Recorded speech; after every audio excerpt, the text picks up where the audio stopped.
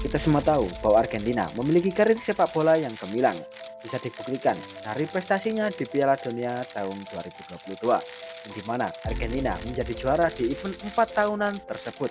Tetapi, apakah kalian tahu, di balik kesuksesan Argentina di bidang sepak bola, negaranya diambang kehancuran ekonomi. Inilah kehancuran ekonomi Argentina.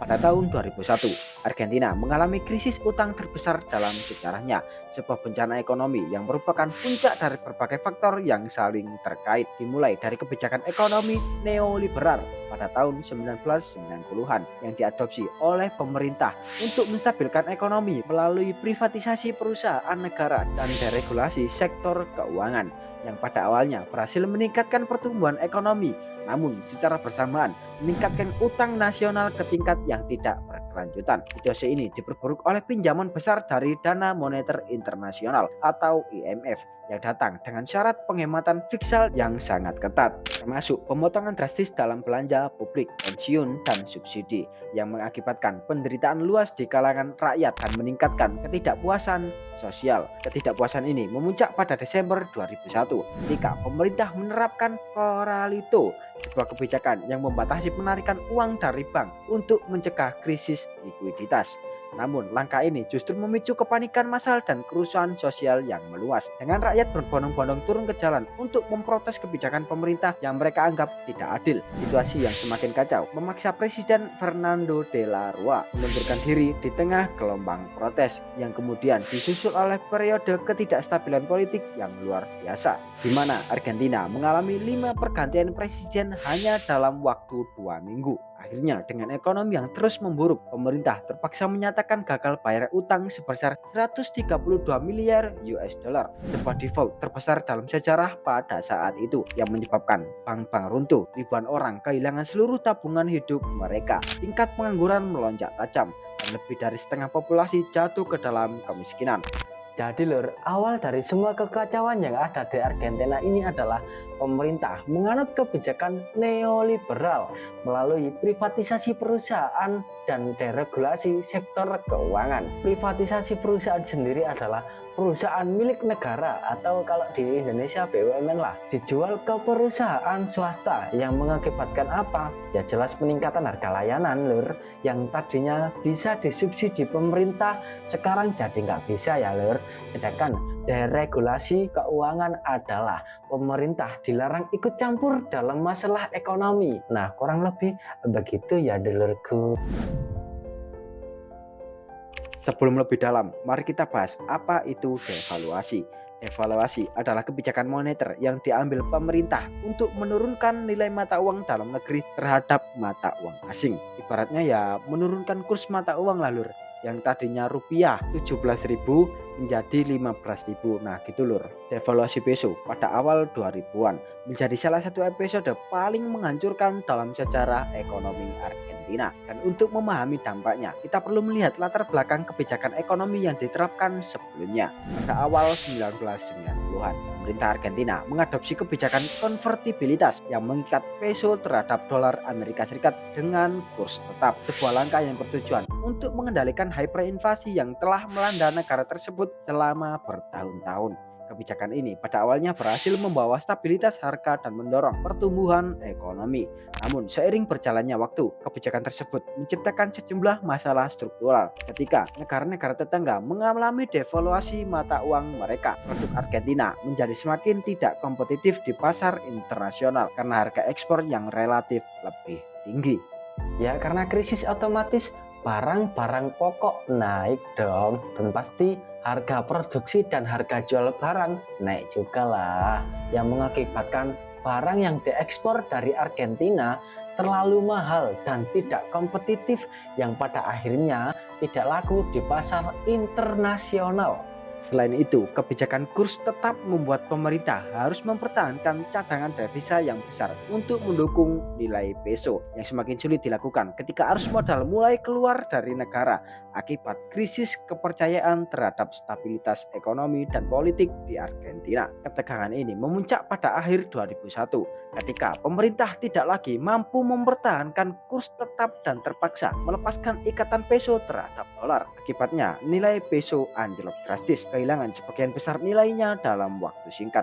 Devaluasi ini menyebabkan lonjakan harga barang-barang impor yang sangat bergantung pada nilai tukar, seperti bahan bakar dan produk teknologi, yang pada gilirannya memicu inflasi yang luar biasa tinggi. Dampak dari devaluasi ini terasa di seluruh lapisan masyarakat. Banyak perusahaan yang bergantung pada barang impor untuk produksi mereka terpaksa menutup usahanya karena biaya yang melonjak, menyebabkan peningkatan tajam dalam tingkat pengangguran. Nasabah bank yang sudah tertekan oleh pembatasan penarikan uang melalui kebijakan Corralito mencoba menarik simpanan mereka dengan panik, menyebabkan krisis likuiditas yang parah dan keruntuhan beberapa institusi keuangan.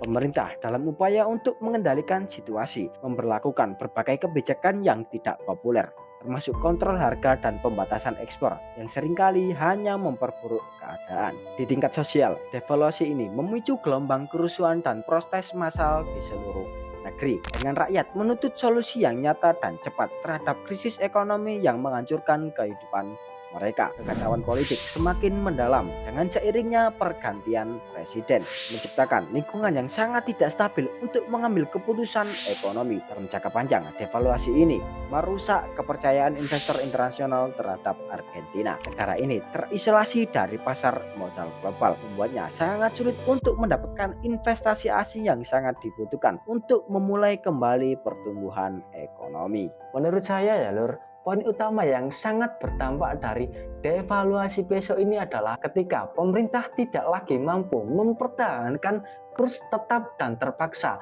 melepaskan ikatan peso dari dolar gini. Jadi yang tadinya temenan gini jadi tes, wah putus dong. Akibatnya nilai peso anjlok drastis hanya dalam beberapa waktu saja. Secara ya nggak ada backing dari dolar lagi lah gitu Lur, kasarannya Lur ya. Ketidakstabilan politik di Argentina merupakan salah satu faktor utama yang memperburuk krisis ekonomi negara tersebut. Sebuah masalah yang sangat kompleks dan berakar dalam sejarah panjang. Ketidakpastian politik yang dimulai jauh sebelum krisis 2001 ketika pengunduran diri mendadak Presiden Fernando de la Rúa. Di tengah gelombang protes massal yang mengungkap kelemahan mendasar dalam struktur politik negara tersebut. Gelombang protes yang dipicu oleh kebijakan ekonomi yang tidak populer dan krisis likuiditas akibat kebijakan Corralito yang membatasi penarikan uang dari bank, menciptakan kepanikan di antara masyarakat yang sudah menderita akibat inflasi yang tidak terkendali dan pengangguran yang melonjak. Yang nggak tahu kenapa pemerintah mengeluarkan kebijakan Corralito ini ya, karena kalau nasabah berbondong-bondong menarik uangnya gini, uangnya ditarik semua dari bank ya, pasti bank sentral negara tersebut bangkrut secara cepat atau langsung bangkrut gitu ya, yang dampaknya negara semakin terpuruk oleh krisis yang sedang berlangsung. Pengunduran diri de la Rúa membuka jalan bagi periode kacau di mana dalam 2 minggu saja Argentina mengalami 5 pergantian presiden, termasuk masa jabatan singkat Adolfo Rodríguez Saa yang hanya berlangsung beberapa hari sebelum ia juga mengundurkan diri di tengah meningkatnya ketidakpuasan publik yang merasa dihianati oleh politisi mereka. Pergantian presiden yang cepat ini mencerminkan krisis legitimasi pemerintah yang lebih luas, di mana setiap pemimpin baru datang dengan janji-janji reformasi yang seringkali bertentangan dengan kebijakan pendahulunya, menciptakan kebingungan dan ketidakpuasan yang lebih besar di kalangan investor domestik dan internasional, serta di antara masyarakat umum yang semakin tidak percaya pada kemampuan pemerintah untuk memimpin negara keluar dari krisis. Situasi ini diperburuk oleh ketidakmampuan pemerintah untuk menyusun dan melaksanakan kebijakan ekonomi yang konsisten dan efektif. Dengan berbagai presiden dan kabinet yang datang dan pergi, membawa pendekatan yang berbeda-beda. Seringkali saling bertentangan dan menggagalkan inisiatif yang ada. Korupsi yang merajalela dan praktik politik yang tidak transparan semakin menggerus kepercayaan publik terhadap institusi pemerintah, memicu lebih banyak protes dan kerusuhan sosial yang semakin menambah ketidakstabilan. Rakyat yang sudah frustasi dengan kondisi ekonomi yang memburuk merasa bahwa mereka tidak memiliki suara dalam proses politik, sehingga mereka seringkali memilih untuk turun ke jalan dalam protes yang kadang-kadang berubah menjadi kekerasan. Kondisi ini diperparah oleh konflik di antara pemerintah pusat dan pemerintah daerah yang seringkali memiliki agenda politik yang berbeda dan saling bertentangan, menciptakan situasi di mana kebijakan yang diterapkan di satu wilayah mungkin tidak berlaku atau bahkan ditentang di wilayah lain. Di tengah semua ini, peran militer meskipun tidak lagi dominan seperti pada masa-masa sebelumnya, tetap menjadi faktor yang harus dipertimbangkan dalam dinamika politik Argentina, di mana militer kadang-kadang berfungsi sebagai penengah atau bahkan sebagai pihak yang mengancam stabilitas lebih lanjut jika mereka merasa bahwa kepentingan nasional terancam. Semua ini menciptakan lingkungan politik yang sangat tidak stabil dan tidak kondusif untuk perencanaan jangka panjang, di mana kebijakan yang satu seringkali dibatalkan atau diubah oleh pemerintahan berikutnya, menghambat upaya untuk memulihkan ekonomi dan menciptakan dasar yang kuat untuk pertumbuhan yang berkelanjutan. Ketidakstabilan politik ini tidak hanya menghambat pemulihan ekonomi pasca krisis, tetapi juga memperpanjang penderitaan rakyat, menunda pembangunan yang dibutuhkan untuk membawa Argentina keluar dari keterpurukan dan memperburuk ketidakpercayaan terhadap institusi demokrasi, sehingga menciptakan lingkaran setan di mana ketidakstabilan politik dan kesulitan ekonomi yang saling memperkuat dan membuat jalan keluar dari krisis semakin sulit dicapai. Krisis dan puncak inflasi yang melanda Argentina adalah salah satu episode paling menyakitkan dalam sejarah ekonomi negara tersebut. Sebuah fenomena yang tidak hanya menghancurkan daya beli masyarakat, tapi juga merusak fondasi sosial dan politik negara. Krisis ini dimulai dengan akar yang dalam ketika kebijakan ekonomi yang tidak konsisten dan seringkali kontradiktif diadopsi oleh pemerintah, termasuk pengeluaran publik yang berlebihan. Contohnya, senilai 20 miliar lebih. Pinjaman luar negeri yang tidak terkendali dan devaluasi mata uang yang menyebabkan inflasi yang tak terkendali.